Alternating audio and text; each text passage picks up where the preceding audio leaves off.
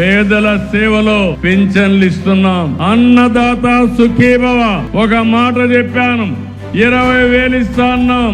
20,000 ఇచ్చి రైతును ఆదుకున్న ఘనత ఈ ప్రభుత్వానికే దక్కుతుంది. తల్లికి వందనం. ఎంతమంది పిల్లలుంటే అంతమంది పిల్లలకి 15,000 మీ అకౌంట్ లో వేస్తాం. స్త్రీ శక్తి ఇప్పుడు ఫ్రీగా ఏ బస్సు అయినా దర్జాగా ఎక్కి ఎక్కడికి పోవాలంటే ఇష్టమైన చోటుకి పోయి వచ్చేట్టుగా మా ఆడబిడ్డలకు వెసులుబాటు కల్పించి అవునా కాదా అని అడుగుతున్నా. మా ఆడబిడ్డలకు కష్టం రాకూడదని నేనే దీపం కింద వంట గ్యాస్ సిలిండర్లు ఇచ్చా.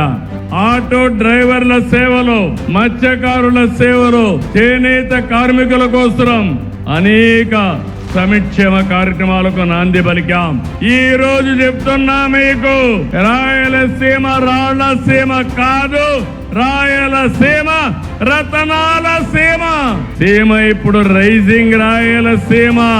అనేక పరిశ్రమలకు నాంది పలికాం. ఓర్వకల్లో ఇండస్ట్రియల్ టౌన్షిప్ వస్తా ఉంది, డ్రోన్ మ్యానుఫ్యాక్చర్ వస్తుంది. కడపలో కొప్పర్తిలో ఇంకొక ఇండస్ట్రియల్ టౌన్షిప్ వస్తా ఉంది. ఇది 5th జనరేషన్ ఫైటర్ జెట్. ఇది మ్యానుఫ్యాక్చరింగ్ మన పుట్టపర్తిలో వస్తుందంటే, మన రాయలసీమలో వస్తుందంటే అది రాయలసీమ సత్తా.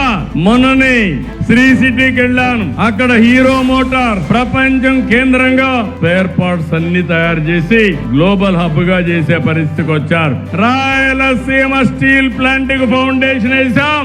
28లో ప్రారంభిస్తున్నాం. కరూరు జిల్లా హిందూపూర్ లో ఏరోస్పేస్ గాని డిఫెన్స్ గాని వస్తుంది. కర్నూలు డ్రోన్ సిటీ వస్తుంది.